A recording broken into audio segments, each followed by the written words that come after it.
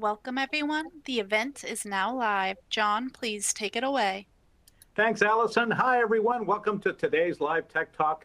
The Microsoft monopoly on support is dead. Now what?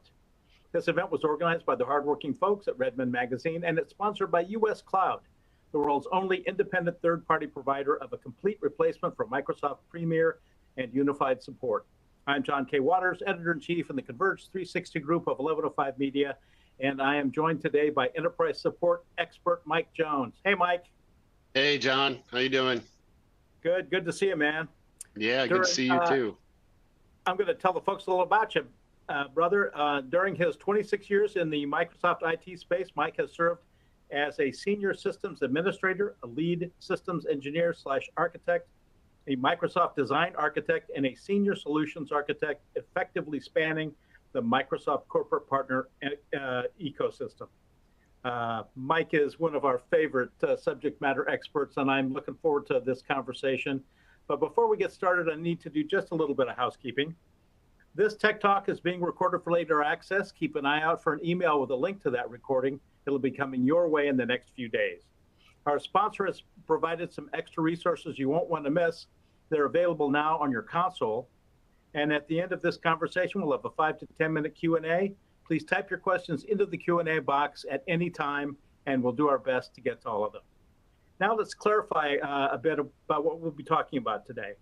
For years, Microsoft Unified Support operated as the de facto model for enterprise IT, slow, expensive, and often rigid by design. But a new generation of organizations is reassessing the cost, quality, and responsiveness of their Microsoft support experience and exploring more innovative alternatives. Okay, Mike. Can you help our audience understand what the meaning of, the Microsoft monopoly on support is dead? Yeah, sure. So, what I will talk about is the monopoly really consists of, for a long time, Microsoft was really the only player in the Microsoft support structure. You would have, I would say, three common use cases. You had Microsoft Direct as the OEM providing the support, or you had some kind of hybrid model where you have an assortment of partners or value-added resellers, trusted advocates that you would use in piecemeal fashion. And then you'd have more managed services, which was really more help desk oriented support, some proactive services that they would provide. Well, Microsoft had a stranglehold on the support ecosystem. And if you look back trending over the years, you've seen the looks of the Spinnakers, the Rimini Streets, they've really come out as far as OEM third-party support, and they've proven that this model really can be successful and provide customers with an alternative choice in a market that didn't exist. Microsoft, here we are, starting in 2017 when they announced what at that time was called Project Volta, which is a really cool nickname, by the way, which ended up being the code name for Microsoft Unified Support. When Unified Support really came out, when it was announced in 2016 that they would shift to this kind of unlimited model, a lot of customers were like, well, that's great. Well, the problem with that is when you shift to the model that they shifted to, as most customers by now know, it's based on your licensing consumption and spend. It's basically broke down into three categories. It's your server, cloud, and user licensing that you purchase. So the products I'm purchasing from Microsoft, in turn, they're taking that as a percentage of those three buckets and estimating a cost for your support. Well, that's not very widely looked at in a positive manner back to Microsoft because, one, it shifted away from a needs-based model where customers would purchase based on the need of support or amount of support they needed for any given year. Now you've shifted to an unlimited model, this all-encompassing model that's being forced strictly based on the amount of software that you purchase from the OEM direct. So that's what the monopoly term is considered. They're basically forcing you into support, not based on what you actually need for support, which most enterprise customers have very rich IT teams. They have very smart people that can support most of that infrastructure. It's based purely on what you purchased. And what customers are also seeing in addition to that is they're seeing price hikes over and over, year after year. The more adoption you do for their products, which is what they want, the more you're going to pay each year as that uptick in software consumption occurs. Guess what? So does your price hike and unified support. So the support model continues to go up in an upward hockey stick trajectory based on your adoption of their new technologies and software. Okay, so, all right, so enter the third-party support providers. I'm guessing that they fundamentally altered the traditional Microsoft ecosystem over the past few years. Talk about that. Yeah, so really what's happened in this Microsoft ecosystem is you started out with a CSP market, which is the cloud solution provider network. Right. That's really based on the ability for the partners engaging, the CSPs engaging directly with the relationships with their customers. They own that relationship. They know the needs and challenges of their customers, and they're providing the software transactional sale of the licensing and managing a portion of that support on behalf of the customer. It's a great model where it shifts to the partner that you trust versus the OEM. It also allows Microsoft to kind of outsource that model to the partners who have that strategic knowledge and technical ability to support their customers. Where that model started to grow over the last 6, 7, 8, 9 years, you're starting to see more and more partners adopting that strategy. But now it's what's next, right? So yes, I can manage the relationship from a licensing transactional purpose, but it really doesn't drive the customer's initiatives from a roadmap perspective. So you're now seeing partners that are distributors like LSPs with the announcement that Microsoft recently made. That's impacting the LSP, the licensing sales distributors heavily, because a lot of their profit or revenue comes from the relationship of selling EAs to customers directly. Well, now that's going away. Microsoft's removing that, and LSPs are really striving to find out, well, how can I stay viable? They have to adapt and evolve into another service offering. You're seeing the CSPs continue to grow, and what they're doing is they're bundling support options on top of their CSP transactional sell or relationship with the customer. They have that relationship, they know what their needs are. Well, now they're bundling services like proactive services, so projects, assessments, some level of support, but it's usually lower level 1 and 2 in the L1 through L4 realm. And these partners are really starting to adopt and take over the relationships with their customer to give that customer a full life cycle. So now it's not just transactional, it's relationship based on their technology needs and where they're going from their roadmap. So we're really starting to see an uptick in partners providing valuable services directly to their customers, because one, they know the customer, they know their environment, and they know the Microsoft product stack. So they're providing a full life cycle support to those. Okay, what would you say are the I don't know, the top factors, driving organizations away from Microsoft native support? You've talked a little bit sort of about that, but what's top of your list? Well, I mean, the second point here kind of speaks for itself. The quality play is really falling. Customers are frustrated with the lack of, I would say, partnership from Microsoft direct support. And it's not to poo-poo or say bad things about Microsoft, because I've been in my career is built on Microsoft product line. So it's really more about where their intention is going. And what we're seeing is the support quality is falling because they've had multiple layoffs. Just this year, they've had 3 rifts in their industry that's impacted their support organization. You're also seeing an outsourcing model going higher and higher, whereas Microsoft is outsourcing a large majority of their unified support service. So the engineering teams that you're working with, L1, L2, and some L3 at Microsoft, aren't actually Microsoft employees. They're outsourced entities that are providing the support on behalf of Microsoft, subcontractors. So quality is going down, response times are going up. So now customers are submitting more and more cases because they're adopting more technology, specifically in the cloud environments where they're reliant upon the OEM because they don't have the access like they do for on-premise infrastructures, where you have a lot of control over an on-premise setup versus cloud, you're very dependent on the provider to provide that back end support if you are. So you're seeing quality go down, but what you're also seeing is budgets are going astronomical. Every customer I talk to, they are in cost cutting mode. At least, you know, in this stat says 76%. I would even challenge it's higher, where customers are looking, they are mandated to go and find cost reduction. And it always starts with your IT organization, right? Because they're a big cost center for a lot of organizations, and they're trying to find ways to be more economical and find cost reduction.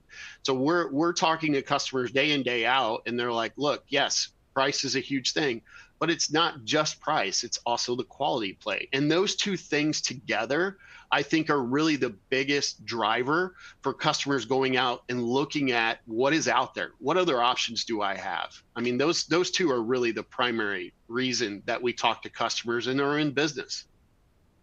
Okay, what types of industries are leading the shift away from Microsoft exclusive support? And maybe talk about size, industry, IT maturity, that kind of thing. Sure. So I would say as far as industries go in size, it's all shapes and sizes. So, you know, as an example, US Cloud, you know, we support 750 plus customers today under our service banner.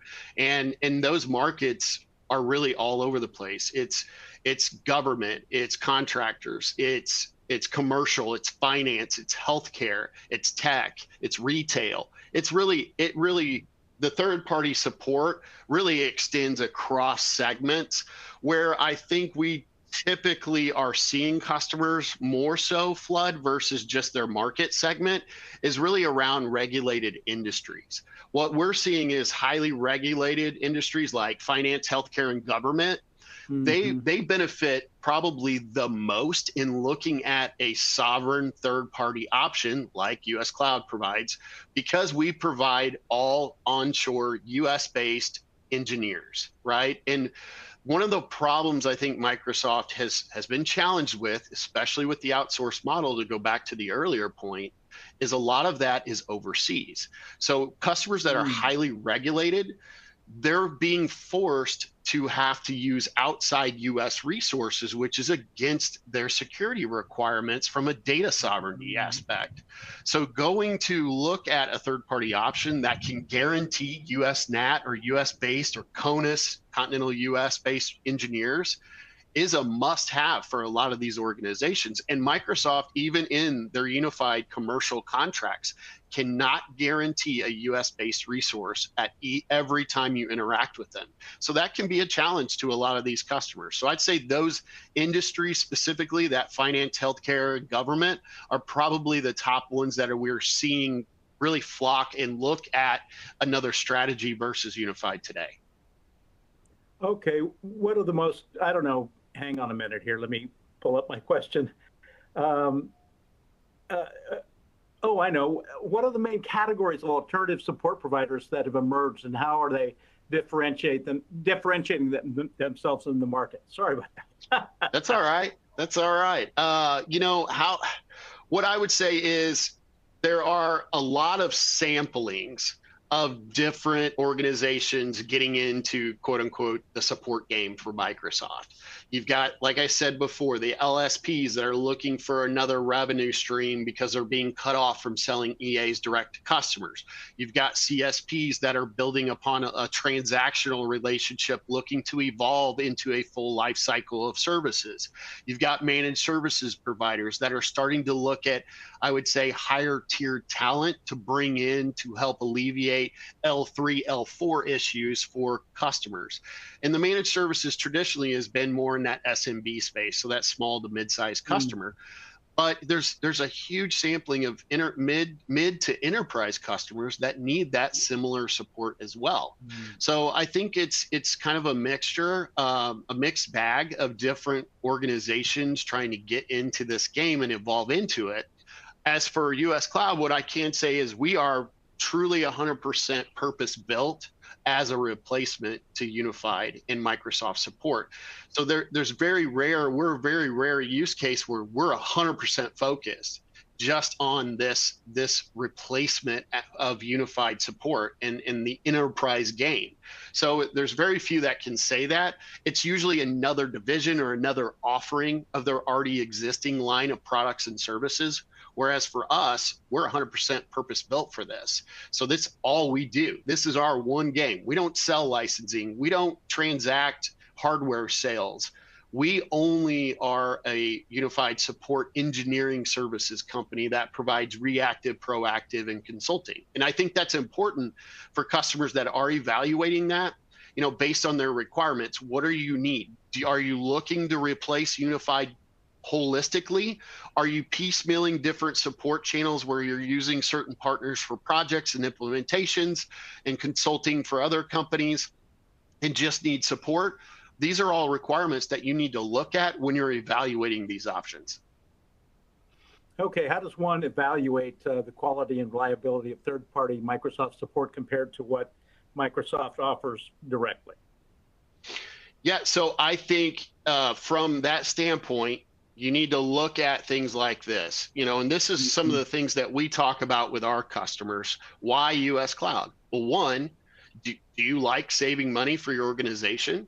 How about 30 to 50% right out of the gate?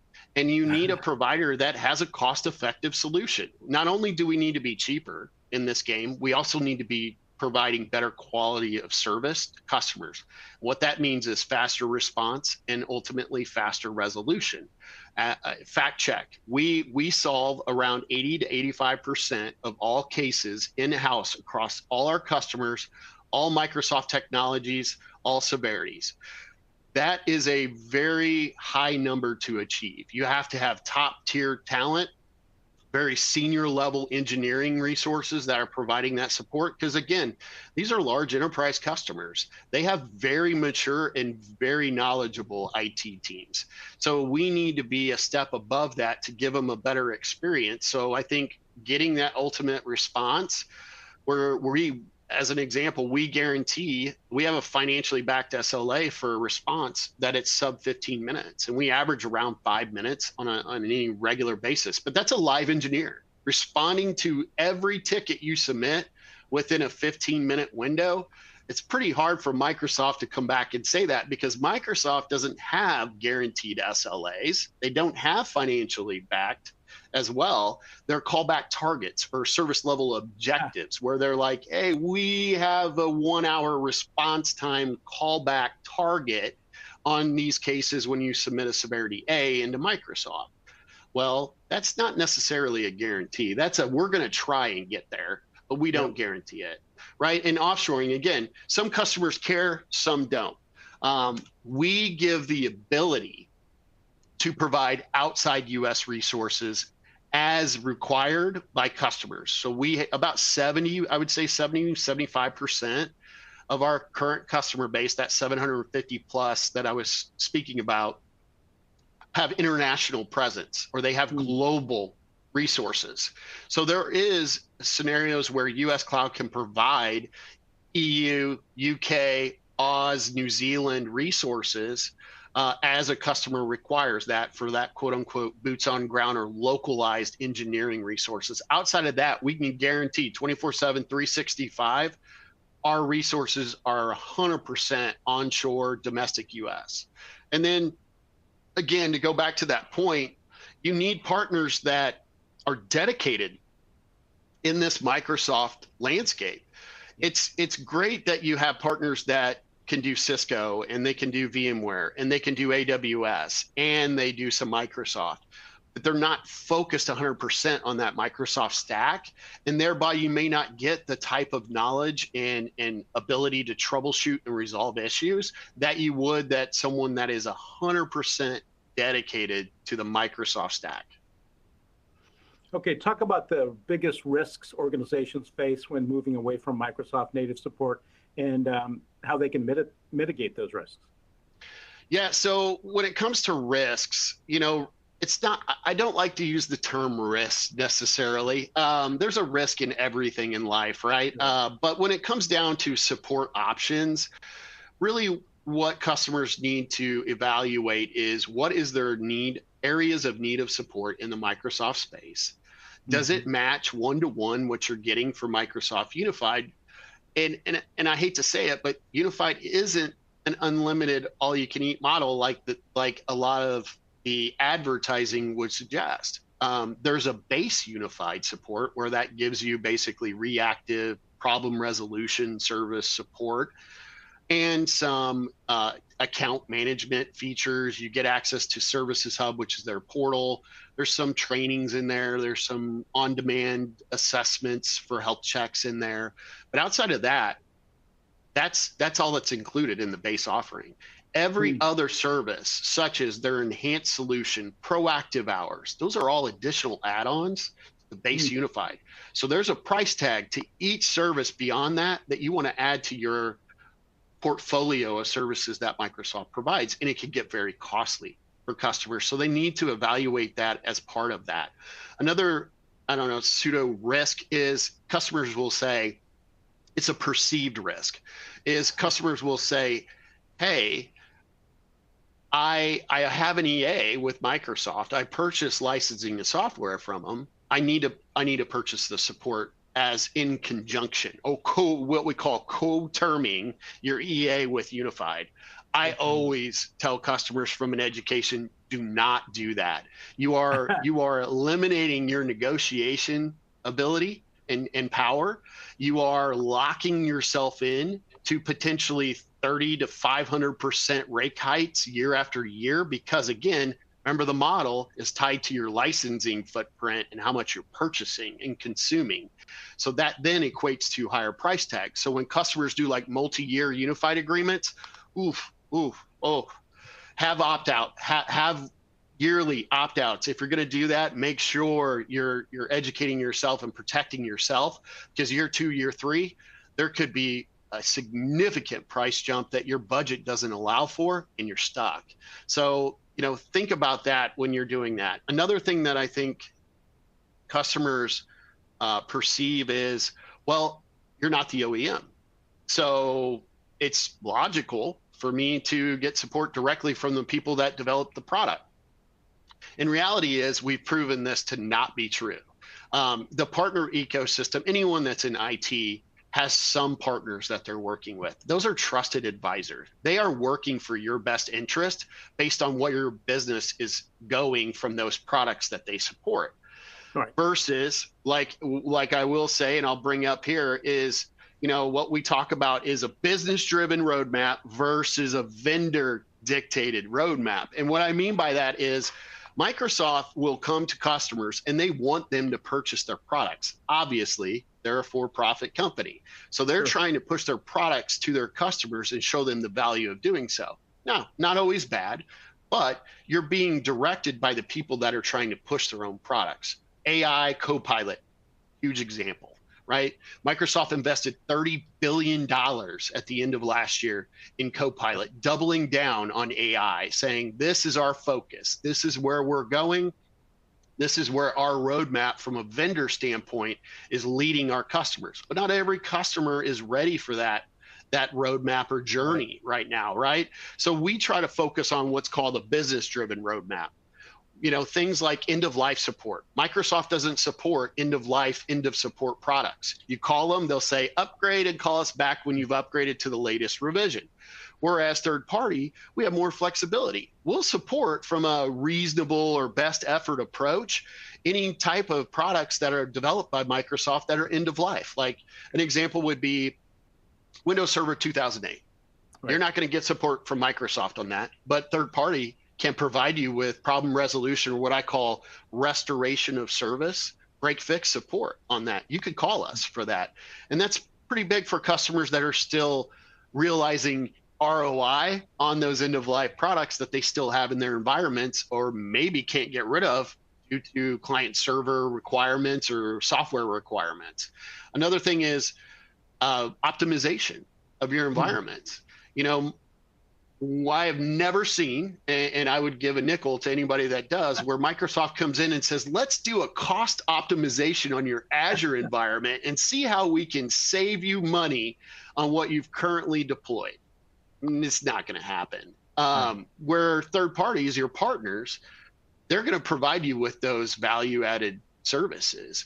And the cost optimization, we do that a lot for our customers that have Azure infrastructure.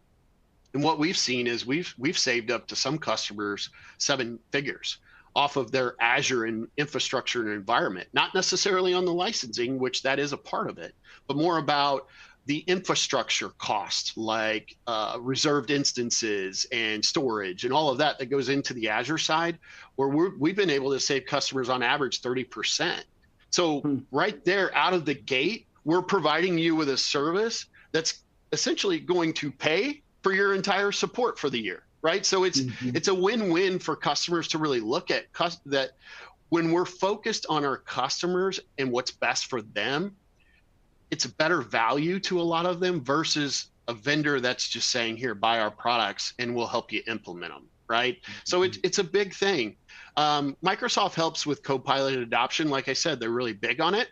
Yep. But again, do you have a partner that is focused on where your requirements are? What is best interest of the company that you're supporting versus, I really want you to adopt this product. Right. EA negotiation support is another part of that, right? Hybrid versus cloud. Microsoft will always push for cloud first environment. That's where their focus is. You can obviously see that by the products that they're pushing.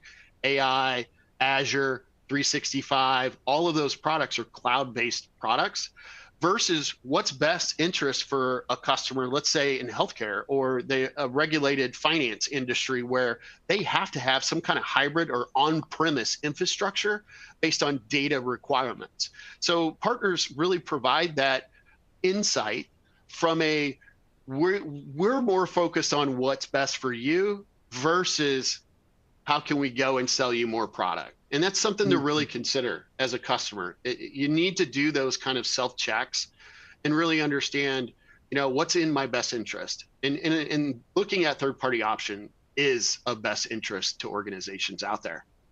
Okay, so how is the complexity of hybrid and multi-cloud environments influence organization support strategies? I mean, I just kind of nailed it right there. I mean, it comes down to their needs. A lot of customers have a requirement to maintain, whether it's a data question or it's a regulation where they need to make sure their data security is completely owned and isolated, where on-premise and hybrid environments make the most sense versus a cloud only or cloud first mentality. The cloud products are great, right? But it's not one size fits all. When it comes to your IT operations, especially Microsoft products that kind of spans network, data center, client, server, desktop, right? It spans all of those environments, and really understanding where your journey looks like and building that roadmap down. Customers feel like they're being forced into this cloud first mentality, but it's not necessarily what's in the best interest of your organization, just based on several different factors. Okay, I'm surprised it took me so long to get to AI, but what role do automation and AI play in this new support ecosystem, both from Microsoft and third-party providers? I mean, talk about complex world. Right. So, I mean, from an AI perspective, right, it's a buzzword. I try to get through my day without saying AI or Copilot, but I always seem to fail. When it comes down to AI, obviously, this is the bright and shiny new thing. And I still think there is this discovery process occurring. We don't know what's yet possible. And anyone that says they do, they don't. They're just guessing. With AI, the way it's evolving, it's so tumultuous and it's coming from all different angles and different products and different experiences for customers that it's obviously front and center for a lot of people. There's reservations around it, which are justifiably so, right? We need to make sure it's contained, it's safe for customers and organizations before just throwing it out in the world. customers are starting to dabble in, LLMs or, large language models where they're building their own kind of AI databases. US Cloud's doing it as well. Just kind of a tidbit, we're very focused obviously on AI as well, because it's a big focus for Microsoft. But we have our support operations kind of we have an AI enabled data lake as an example. So the knowledge base, it's an enhancement to our live human engineering teams. It's not our support offering is being done by AI, because we don't. It's all live engineers, but we're enhancing their capabilities by providing them a knowledge base with AI on the back end that's driving the intuition of that to help give us a competitive edge, right? Because having AI there to help you search hundreds of thousands of incidents and troubleshooting historical cases to find use cases or potential resolution steps to help solve customers' issues is imperative, right? And it's happening. From a Microsoft standpoint, I'd say AI is really focused around more initiatives around automation.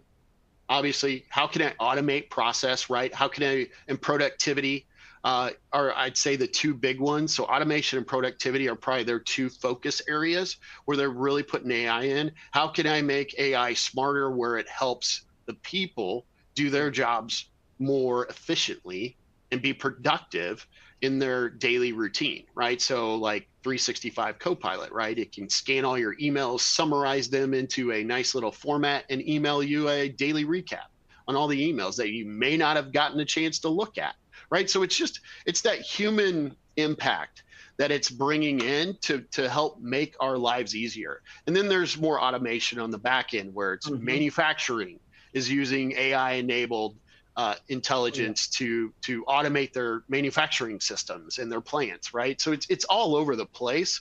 And again, I think we're still a ways off from really understanding the implications and the possibilities, which is exciting, right? For a tech head like me, I love sitting back and thinking, what is possible, right? The what if scenarios.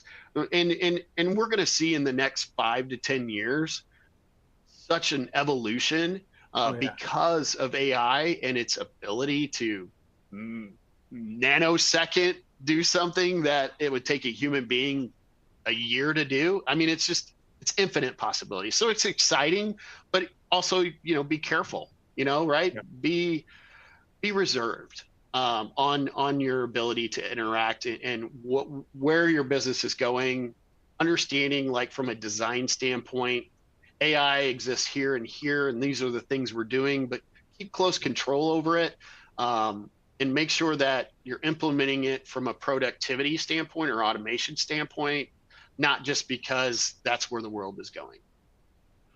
Okay, how do you see licensing complexities factoring into support decisions, especially with Microsoft's evolving subscription models, which you already sort of talked about a little bit? Yeah, so we kind of talked about that, but I'll focus, from a licensing standpoint, which customers and listeners may or may not know, is, there's a lot of things going on with licensing in the Microsoft landscape. As an example, Microsoft just announced that their level A pricing obviously was going away. So those customers that don't know, they categorize customers by the size of their organization and ultimately license count.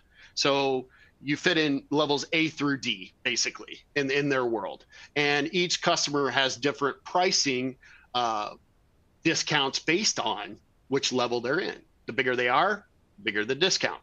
Well, Microsoft has just announced that is going away.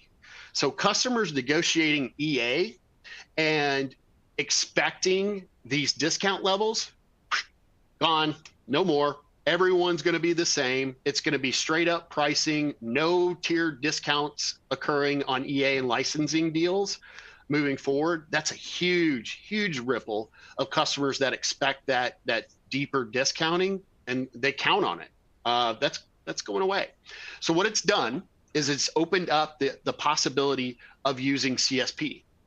And it's really opened the doorway for those trusted partners to now come in and be competitive on licensing versus an EA. EA was always the cheapest option for enterprise customers to buy all of their Microsoft licensing. Well, now it's not true, because now CSPs can actually provide a significant discount over just the base price of what is happening with EAs or going to happen with EAs. And now they're providing added value on top of that. Now they're not just selling you licensing. Now they can bundle services and support, managed services on top of that. So it's a really big thing that customers need to look at. And I encourage anyone to go out there and educate yourselves on this, because that's a big shift in the market. Okay, speaking of shifts, what impact have you seen on innovation and digital transformation initiatives when organizations diversify their support approach? Well, one is you're not putting all your eggs in one basket. So in layman's terms, you are splitting it up, and what you're doing is you're opening the possibility of different experts providing their insight and opinion on your IT strategy. That's a good thing. The more consensus and the more experts you can reach and touch with a diversified portfolio, the better. Now, I'm not saying that you can't find a partner that can do all of the above and check that list off the box, and we try to say, we'd like to think we are one of those, but there's always, in a IT perspective, there's always going to be multiple vendors involved, because different vendors sell different products. You don't have one company that's in everything, so CRM, you got Salesforce, you got Dynamics, right? Over here, you've got different, let's say, email. You've got spam and filtering and all that. You've got companies that are just focused on email filtering and security, right? So it kind of goes all over the place. And by doing that, what you're doing is you're allowing yourself to educate from multiple touch points, multiple inserts of experts that know their product inside and out. Because not everybody can be an expert at every single Microsoft product. They can be really good at it. They can't be the expert at every single product. And that's why, as an example, US Cloud, we have a proprietary partner network. So what we've done is we built our company here, and then on the outside, we've gone in and made strategic partnerships with some of the top Microsoft partners in the ecosystem, because they are the experts in their particular field. We have experts that are partners just focus on Dynamics, as an example, CRM and Dynamics 365. We have companies that are focused just on DevOps and Kubernetes and AKS and GitHub. It's just a multitude. And having those experts providing insights to your IT stakeholders in different organizations provides significant value. So I always encourage kind of keeping your options open when it comes to your partnerships. Obviously, you don't want to go out there from a vendor management perspective. It's a nightmare to have hundreds of partners, right? And I'm not saying go out there and get a partner for every single thing, but do keep your options open, and look to partners that don't have any skin in the game. They're not getting, let's say, compensated for selling you a product. They're there as a value-added advocate. They're a true partnership, as I call it, versus relational, transactional relationship. Right. Okay, talk about the pitfalls you've seen when organizations transition away from Microsoft exclusive support. So I got a little slide here that we do what we call the Microsoft fact check, right? So what we do here is we come through, here's some common claims that we've heard from customers, from certain parties on the unified sales side, and just thinking over the years that we've kind of categorized. And we always like to set the record straight. So we put a slide together in our sales deck just to show customers, hey, we have already heard this. Let's just address this right now. One of them is, well, people like US Cloud, they're not in a partner network. That's actually true. We are an independent Microsoft third-party support provider. We did that on purpose. We don't want to be hamstrung or limited by partner regulations like pricing or how you can structure support. We want to be truly independent and come up with our own offering. So that is correct. Another thing we hear is, well, you're going to lose your architects, your EDEs, as they now call them, or designated support engineers, or enhanced designated engineers, as Microsoft changed the name. That's actually misleading, right? We replaced them with our own experts that provide that really hands-on, and there's value to that. And the reason for that is we go a step further, and I'm sure other partners do too, but I'm just kind of speaking from my own knowledge, is we go a step further. We integrate their consultants with their support and project teams. So instead, traditionally with Microsoft, the model was very siloed. The DSEs were very segregated from the support operations and unified when you called in for support. Well, with us, we've collaborated and integrated those two together where the DSEs will know when a ticket is submitted over here to the support side, and they can actually engage and interact with those support resources to provide a better experience for customers. So it's when you hear that, well, you're going to lose all your consultants, it's kind of misleading because it's actually being replaced by a partner that's providing you that service versus Microsoft Direct. Another one is, well, can't escalate tickets to Microsoft. Once you leave us, you have no way to get back to us. Incorrect. Actually, partners can't escalate tickets on behalf of customers. It's been doing it for 8 years now. All partners have that capability if they purchase contracts directly with Microsoft. As an example, there's something called a Premier Support for Partners agreement. And partners, that's the kind of highest tier. There's also advanced support for partners, but that one's the highest one. And that gives you the ability with set aside hours to escalate tickets on behalf of your customers to Microsoft. So what you do is you find a good partner that can really fill that L2, L3 gap when you're escalating, eliminate the need for Microsoft 80% of the time, fantastic, give you better, faster response times, and escalate to Microsoft on those 20% as necessary. And they manage those escalations for you.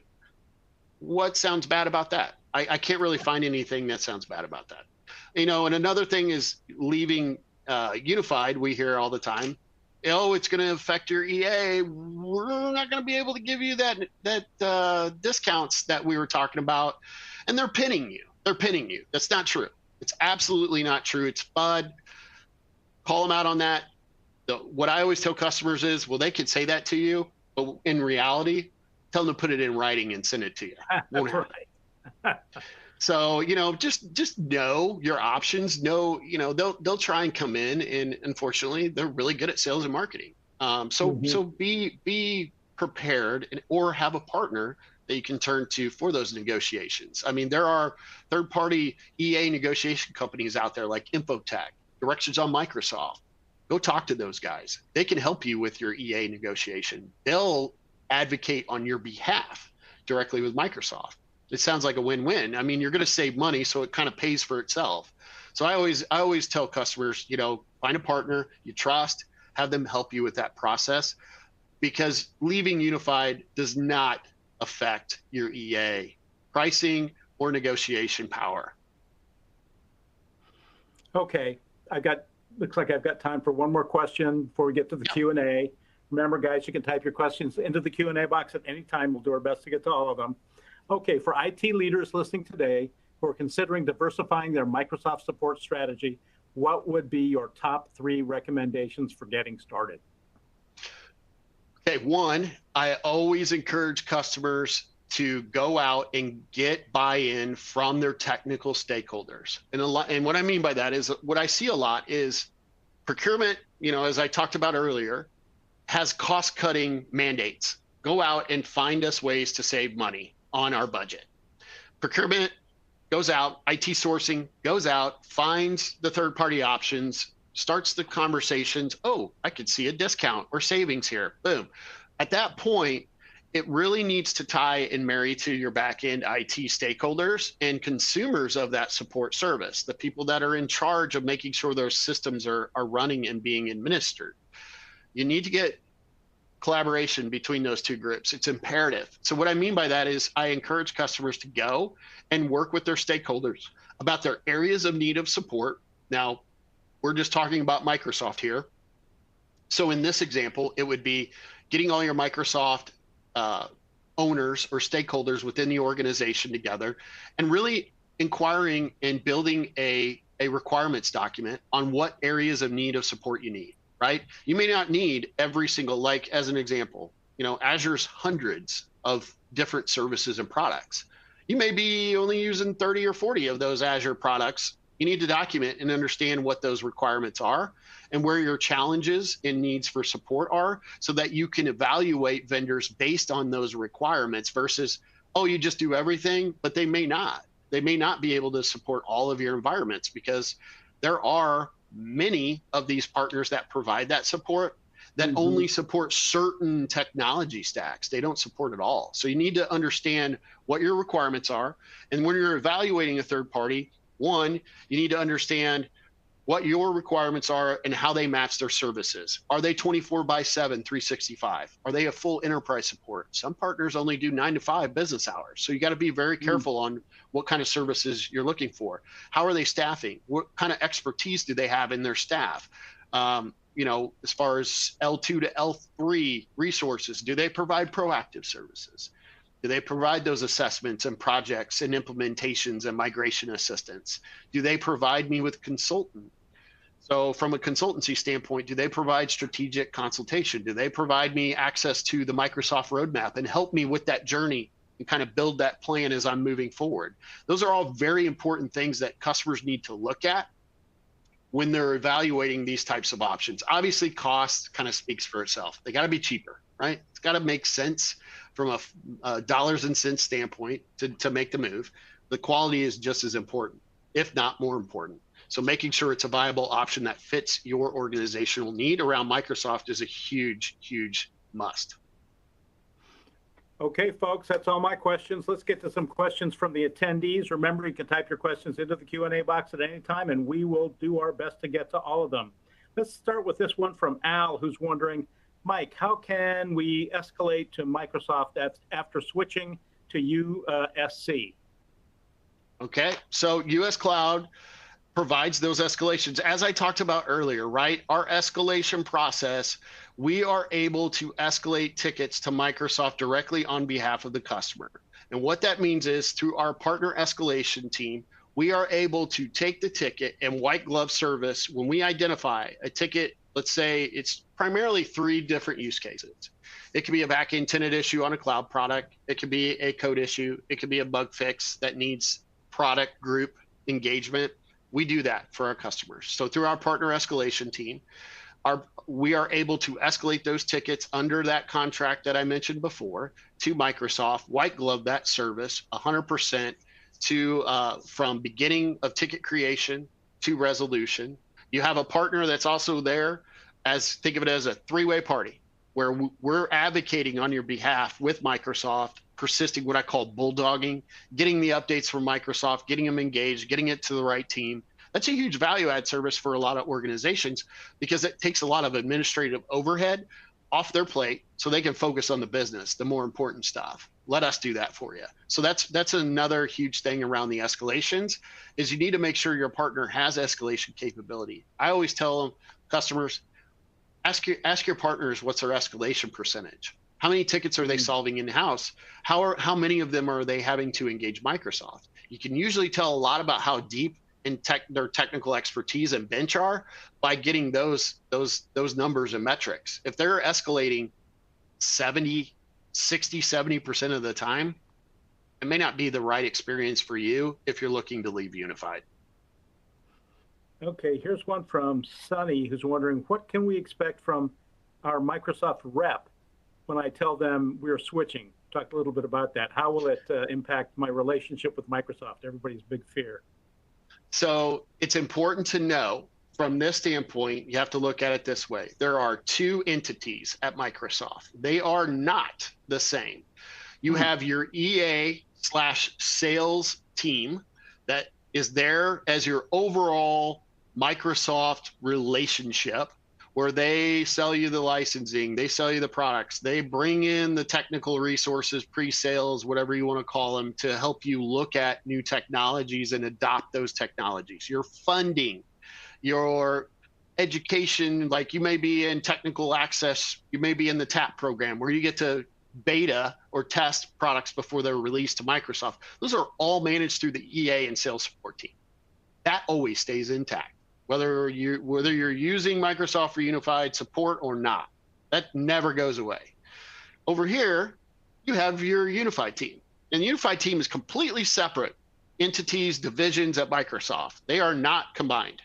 And the unified support team is where your unified support contract and the resources within that, like your CSAM, any DSEs or EDEs, all live on the unified support silo.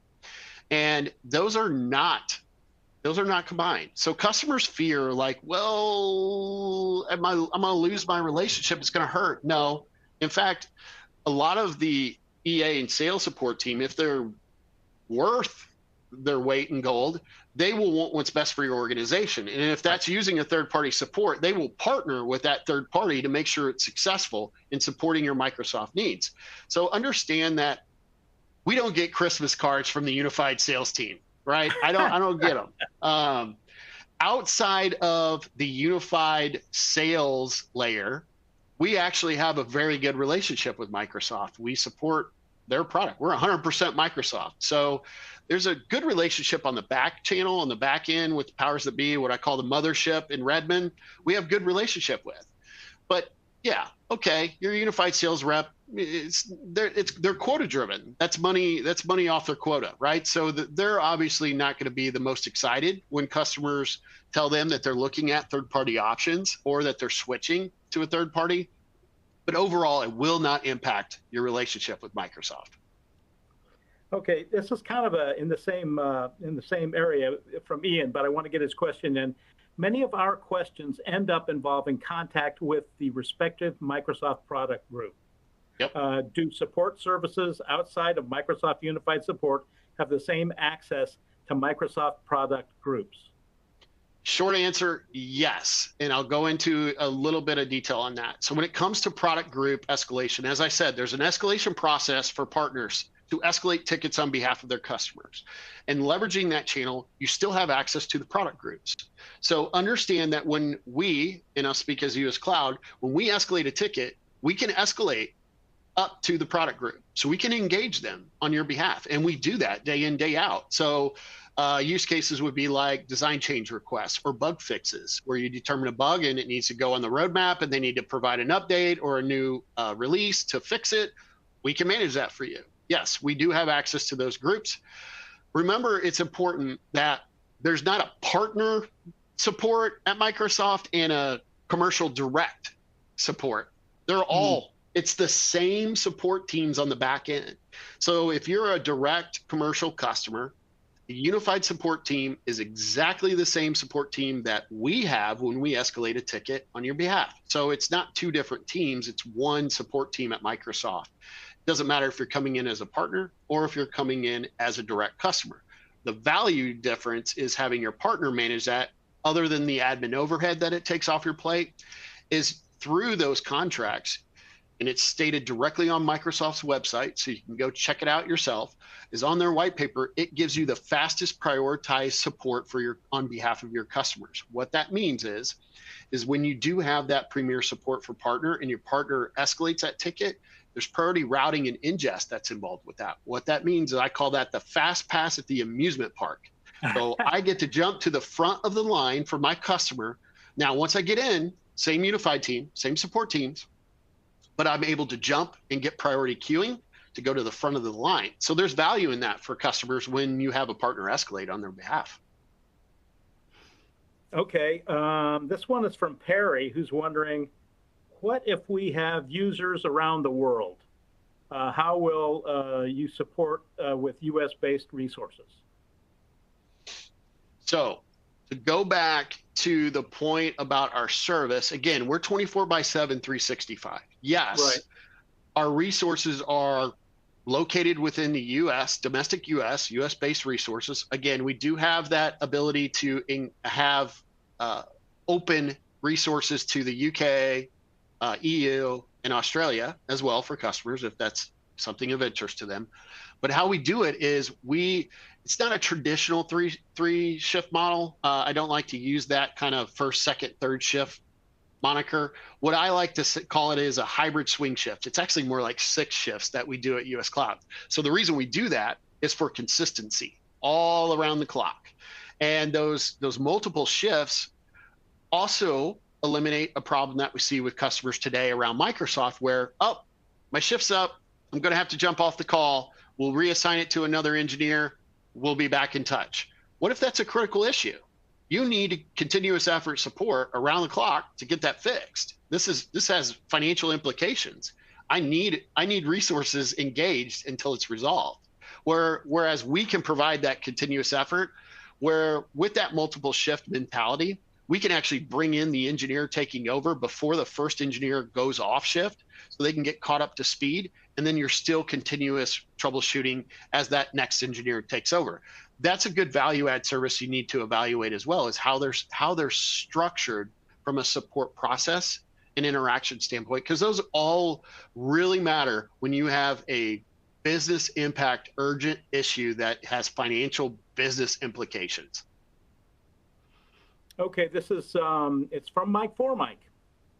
Do you guys just do break fix? What if we need some consulting help with our Microsoft roadmap? So no, we do not just do break fix. We really have three lines of business. So we have the reactive that we talked about. That's over here, division of its own. The second division we have is our proactive services division. That encompasses everything from advisory to projects backed with statement of works, where we're providing implementations of new technologies, migrations like from AWS to Azure, services that are really more project-based, assessments, health checks, trainings, you name it, chalk talks, strategy sessions, design sessions. That all falls under our proactive services division. And then we have our third division, which is our consulting practice.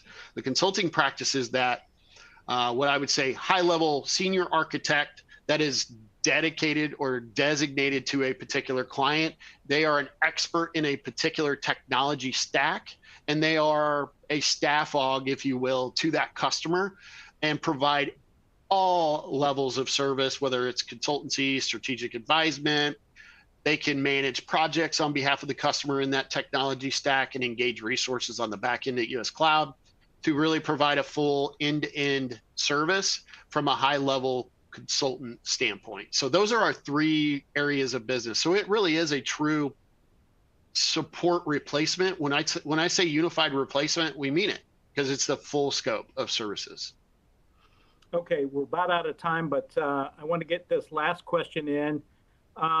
You've sort of already answered this, but it's earnestly asked here. So what Sure. if we go, what if we need to go back to Microsoft for any reason in the future? Will I be penalized? A common fear that you talked about.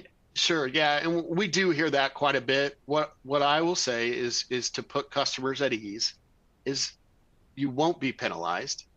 In fact, Microsoft is if you do move to a third party, I will guarantee that Microsoft will come in and try to buy back and win back your business, giving what we've seen, unfortunately, in some cases that customers have left us, is they got the too good to be true, too good to pass up deal for Microsoft, where they've significantly discount their unified just to win back the business. And hey, if that's where your business needs to go, if that's the best decision for you from a cost and quality play, more power to you. But what we found is Microsoft will really want to win you back. They're not going to penalize you for coming back. They're going to welcome you with open arms. In fact, they're probably going to be trying to get you throughout that. We usually do 12-month contracts on average. They're going to be trying month 3. They're going to be coming back, trying to win your business back for the next year. Okay, folks, that's all the time we have for this Tech Talk. The Microsoft monopoly on support is dead. Now what? I want to thank Mike Johns for a truly informative conversation. As always, Mike, thank you. Yeah, appreciate it. Thanks, John. And many, many thanks to US Cloud for making this conversation possible. Guys, be sure to check out the extra resources on your console. I understand there's a new ebook up there you won't want to miss. And thanks, everyone. Have a great day.